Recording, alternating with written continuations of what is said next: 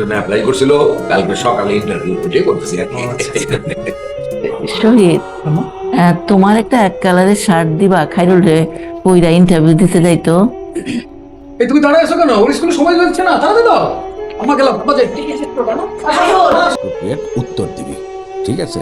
আর দুনিয়াতে আর কোনো কিছুই নাই, শুধু ইন্টারভিউটাই আছে। এইটা মনে করে ইন্টারভিউটা দিবি বাবা। হ্যাঁ, কামিয়াব হবি। ইয়াই যতই ফুয়ান কাম হইতো না, মাথায় আসল জিনিস তো থাকতে হইব নাকি বিয়াই?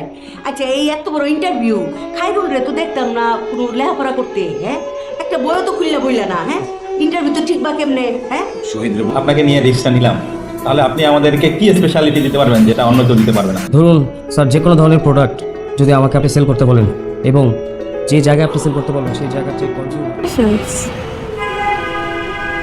আপনার তো 1 তারিখ থেকে জয়েনিং।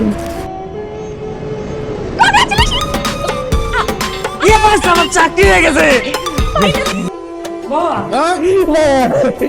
চাকরি হয়েছে তো, চাকরি হয়ে গেছি। হয়েছে? আরে খাইরুল চাকরি হয়েছে? কি কথা? হ্যাঁ